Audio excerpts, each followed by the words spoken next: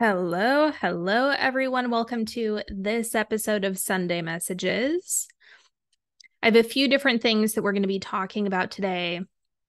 The first one, over the weekend, I got a whole bunch of prayer requests on Instagram. Like people were DMing me asking if I still accept prayers.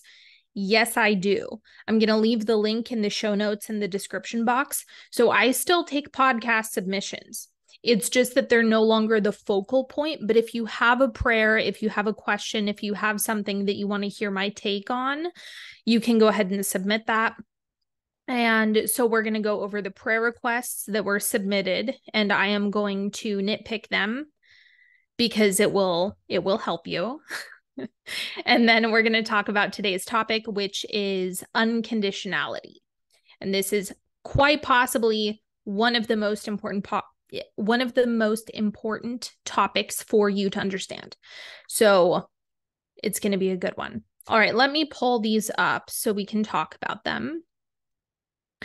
The first one is from Iva. I'm going for a job interview for a job I really want. I'm praying that I'm offered the job so I can achieve the other goals in life. Okay, here's what I'm in full agreement for. I'm in full agreement for you to remove your clause from this job. And I'm in full agreement for you to anchor yourself in the certainty of the fulfillment of your desires unconditionally. So I'm in full agreement for you to just know that it is done, know that it is certain, know that it is absolute, and that you do not have to strangle any situations, and that you are free to just cleanly focus on what you want. Because the other thing is I understand when something is taking up a lot of mental bandwidth. When you don't have it and it has a lot of attention, you feel like that is the obstacle around other goals that you have going on. So I'm in full agreement for bandwidth to open up, for that to be the next stage for you. Full agreement.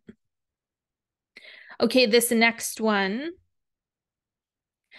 I'm not going to say the name only because I'm going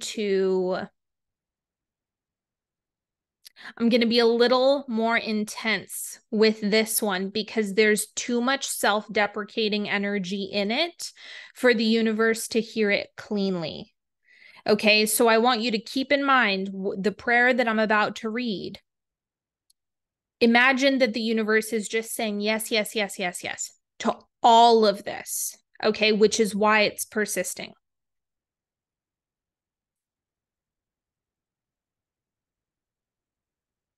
Please pray for me to stop playing small, to actually go get what I want. I keep not getting what I want, but what is left after everyone else gets what they wanted.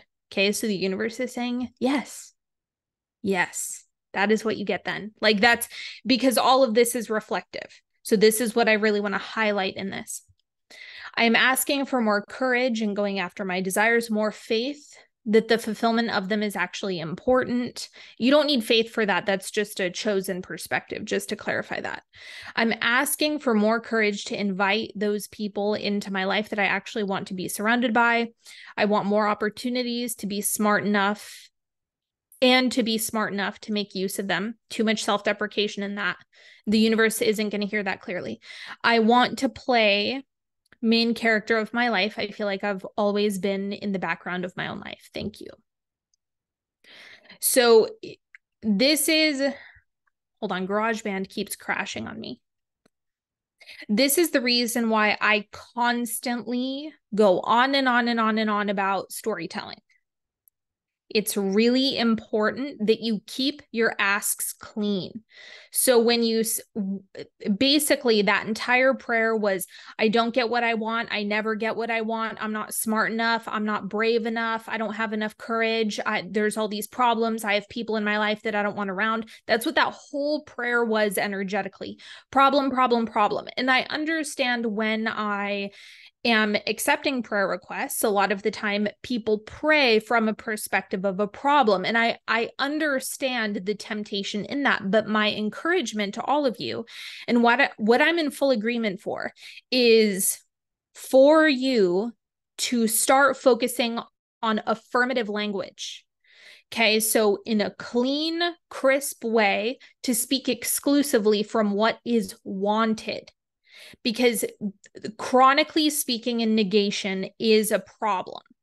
And the universe is not going to be able to respond to you or reflect back to you what it is that you want if it's phrased this way.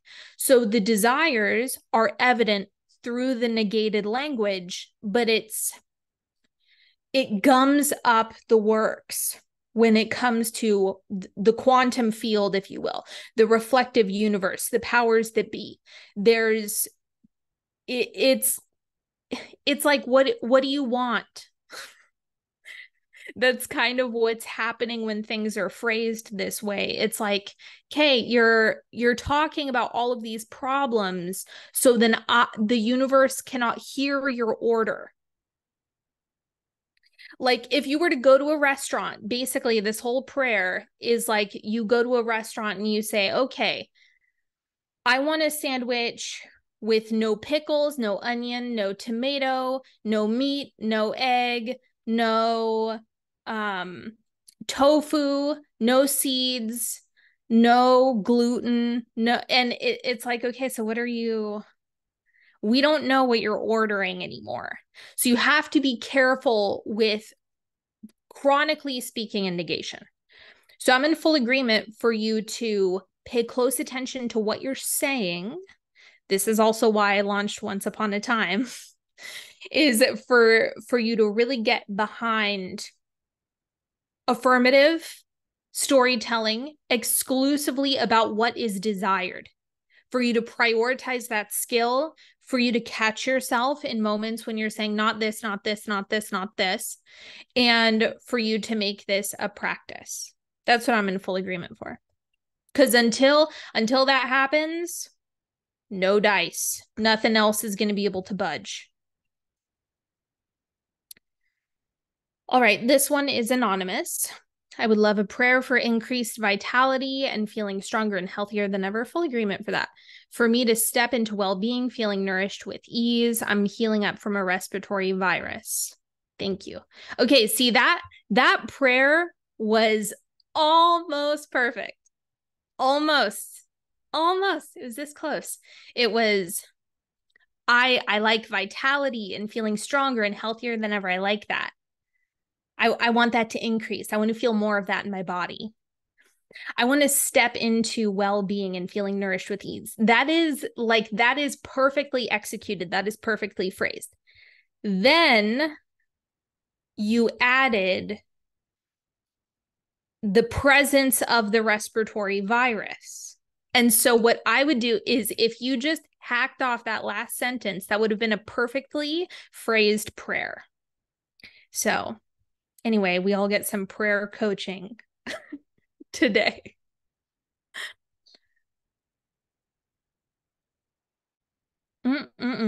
Okay. If you are listening to this on the podcast only version, not on YouTube, GarageBand is crashing a lot. I probably need some upgraded software, but it's crashing a lot. So this episode might be a little bit choppy. I just want to voice that if you're listening to this and it might jump around a bit or the tail end of my sentence might get interrupted. Okay, let's talk about unconditionality. This is one of those things that if you have any exposure to the world of manifestation, spiritual practitioners of all shapes, sizes, and varieties, this is pretty much the bedrock of their work. Not everyone, but when it comes to manifestation, unconditionality is the bedrock. Joe Dispenza talks about this. Abraham Hicks talks about this. There are so many different embodiment practitioners who talk about this. This is in most spiritual books, most mindset books, most mindset people on the internet talk about this. They talk about how millionaires will sit and visualize and they'll think about their booming business and they'll imagine it and imagine it and imagine it. And that is just a form of unconditionality. Imagination is a form of unconditionality. Feeling is a form of unconditionality when the present time is separate from what you are observing. So let's just get into this. Unconditionality is doing something, feeling something, thinking something without evidence. So without a condition outside of you, without the presence of the manifestation, without the thing.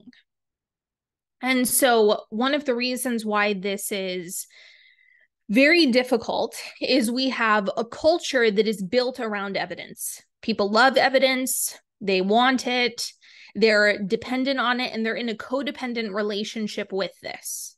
Okay, so it's the whole, I'll believe it when I see it, I'll feel better when there's a result, so on and so forth. And there's also a culture that we have collectively, which is, I need to forecast problems. I need to prepare for the worst. I need to expect the worst. Those types of practices are also unconditionality. So if you're worrying about something that hasn't occurred, that's unconditionality. If you're expecting the best about something that hasn't occurred yet, that's unconditionality. It's the basis, it's the foundation of manifestation. It's the foundation of reality creation as we know it. Because if you accept the premise that you're an energetic being, you're in a physical body, in a reflective universe, then you understand that you are the one who has to conjure the energy and the expectation. So those two things are pretty much synonymous. If you're holding an energetic state emotionally, and that could be through thought, emotion, a combination of both, the feeling is what I'm not going to get into all of that, but let's just say the feeling that you have is what is indicative of what you're offering energetically. So that is going to tell you whether or not you're having resonance with the topic. So abundance is a really good one for this. If you want more money, well, what does more money feel like? And then you would have to go there often until that becomes dominant. That's the basis of money manifestation. Is what would it feel like if money was coming in all the time? What would it feel like if you opened your bank account and there was a whole bunch of money in there? What does it feel like if there's 10 more zeros added?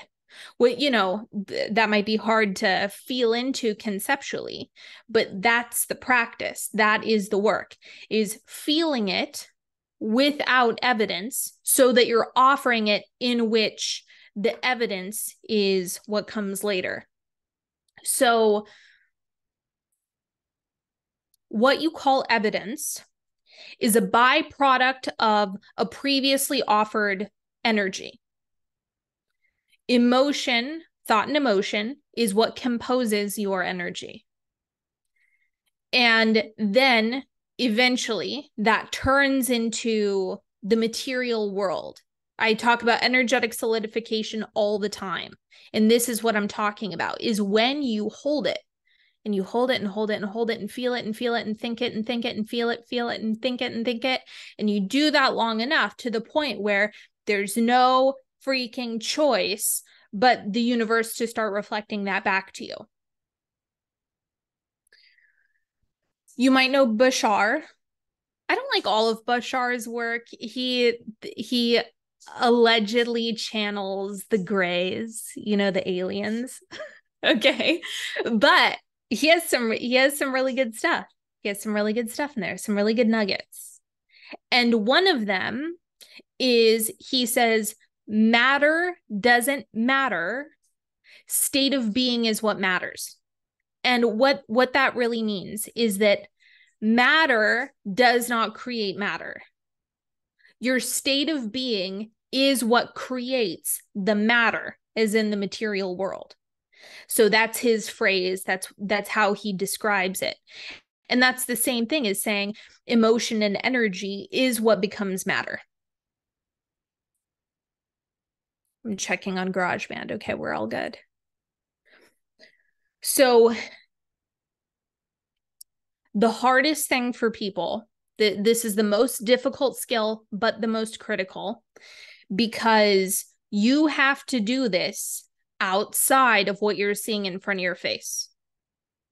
That's what makes it hard, is because when you are living your life and doing your thing and looking at your bank account or whatever it is that you're doing, you're going to use that to justify why you should have a negative expectation or a negative feeling.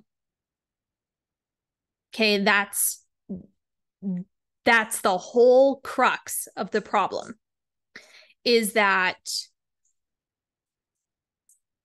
if you cannot offer an emotion, if you cannot imagine outside of what is happening, then changes cannot occur.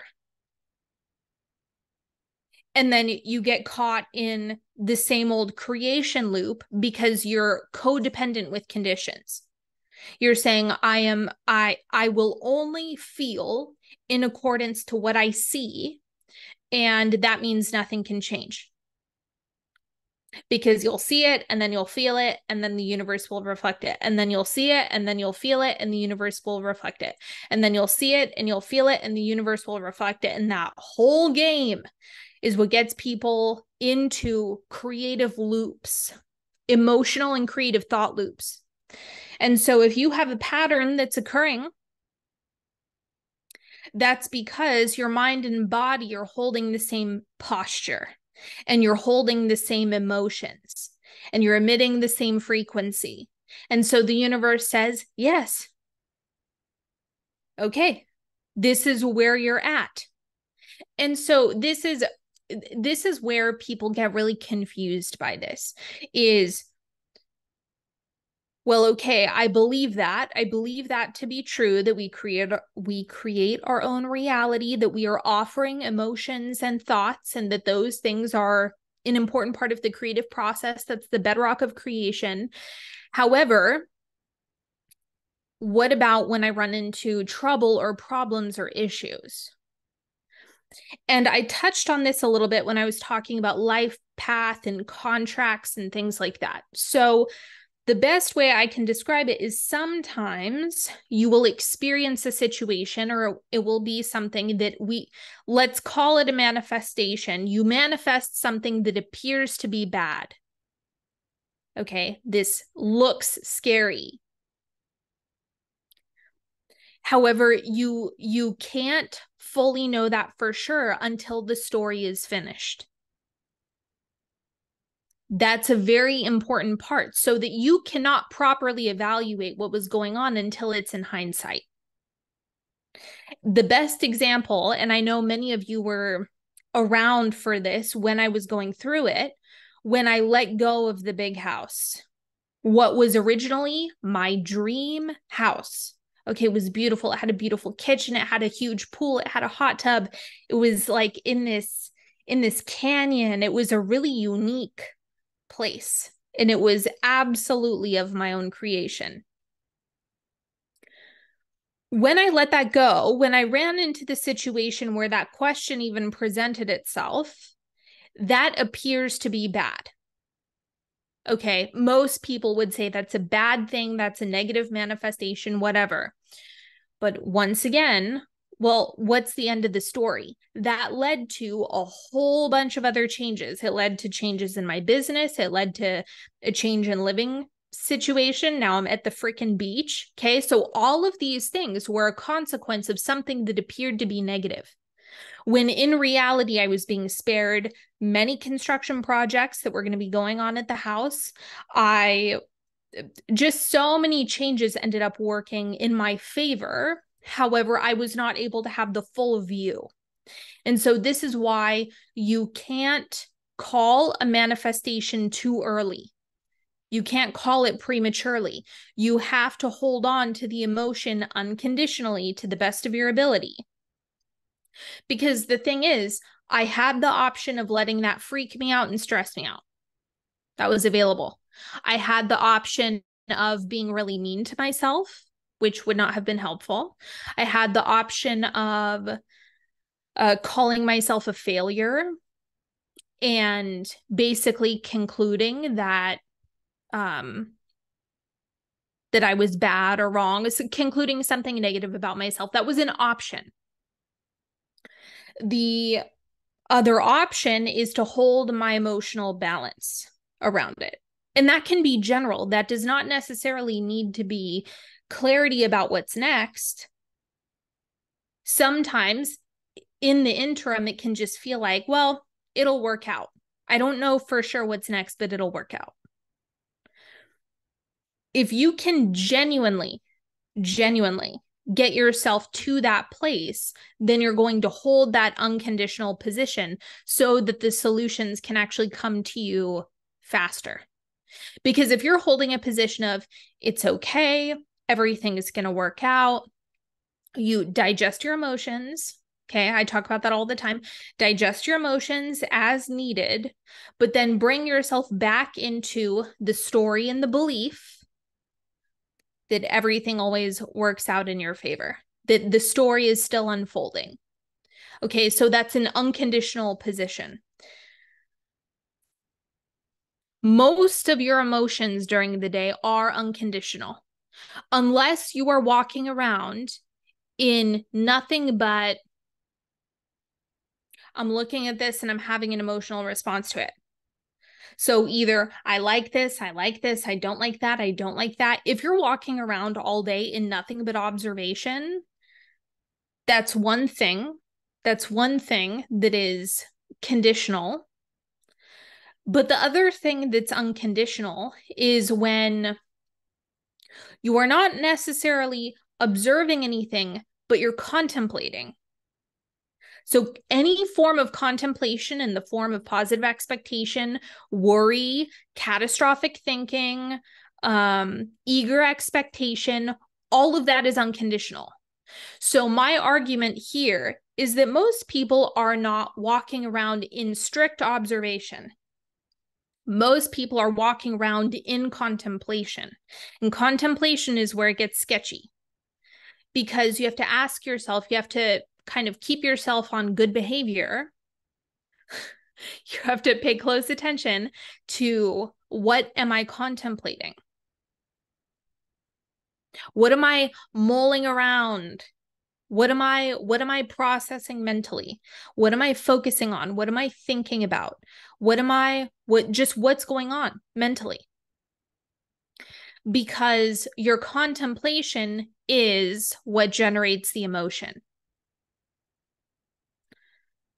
There's also, there's ways to go body first, so it works both ways. But most of the time, people are walking around living in their head. This is just, particularly with technology, this is kind of what we have going on right now, is that the collective is walking around in their mind. It's not super common that you find someone who's really embodied these days, who's like rooted in themselves, who's grounded in their body, who's really connected to their physical form, who's enjoying being in their physical body. That actually takes practice these days. So what I'm seeing is that people have kind of drifted into the mental body. So they're hanging out up here energetically all the time. I'm waving my hands around my head for those of you who are just listening to this. They're living up here, which means that contemplation is in overdrive. And the thing is, contemplation in the right flavor of contemplation can be really great, because you can unconditionally contemplate abundance and the feeling of more than enough and the feeling of everything working out. And you can imagine the feeling of a solution, and you can feel, you can imagine and feel good things happening to you. And you can imagine and feel good news. This is a lot of what we do in Astral Playground, is I'm prompting you, okay, imagine this, or hold this position. Can you feel this? Can you conjure this emotion? constantly flexing that is what gets you into deliberate, unconditional offerings, energetically speaking. And that is the whole premise of manifestation and reality creation. With the caveat of when you're flying blind and you don't actually know how something's going to shake out. And you have to really, really ground yourself in everything works out for me. Okay. That's the one caveat to all of this. But much of the time, you are in some form of contemplation. And so what you're doing with that is the work. So shifting that, there's many ways to shift that. That's beyond the scope of what I want to talk about in this episode. But for now, let's just say what you are doing emotionally equals what you are offering energetically equals what will solidify into material form. But Sydney, what if I'm offering a lot of different things? What if I have good thoughts, good feelings, bad feelings? I'm all over the place. Well, then if you're offering a mixed bag, you're going to get a mixed bag. If you're paying attention to a mixed bag, you're going to get a mixed bag. If you are letting yourself gloss over the things that would normally rope you in, like I say, don't take the bait. Don't do it. Don't do it. You can override the energetic offering that you would normally have, okay? Because there is a difference. This is where people get really confused about bypassing. There is a difference between digesting things that have occurred until you have fully discharged the energy and stewing in negative contemplation about them. Digesting your emotions, not bypassing. That's perfectly acceptable. We have to take care of our physical body and we have to allow the emotions to move and let the energy move. We're energetic beings. That part is important. Dwelling in negative contemplation, that is not processing. It's not processing. If you're just telling a bad story, that's not processing. This is why talk therapy has a cap. If you're trying to understand yourself on a very basic level, sure, talk therapy can help. But if there's no somatic elements, I mean, you're not going to be able to go that deep. You're going to limit yourself in that capacity. And it's also never going to end because it's heavily based on observation rather than, well, can we shift consciously, unconditionally what you're emitting? So that's some of the problems that we have going on energetically. Let me get back to my main point.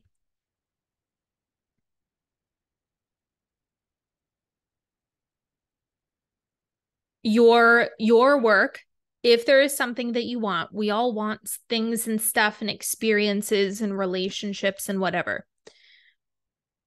Your work is to identify what are the emotional components of that experience and find a way to conjure them either through identifying things that feel similar or your own imagination. We all know what I prefer. I am the imagination queen. So that is my personal style, but there are many ways to get there. There's many roads to Rome in this case. So that is the entire basis. And whenever you're hearing people talk about vibration, manifestation, unconditionality, you've got to believe it before you see it. You've got to feel it before you see it. You've got to think it before you see it. They're referring to unconditionality. They're saying you have to take yourself there before. You've got to go there emotionally before. You have to feel it and think it and vibe with it and vibe with it and vibe with it and vibe with it until it pops. And there might be things, there's going to be some things that really want to get your attention, and you have to double down on asking yourself, what do I want? What do I want to feel? How do I want this to play out? And then you have to feel and think in alignment with that. That's the work. Is there anything else I want to mention?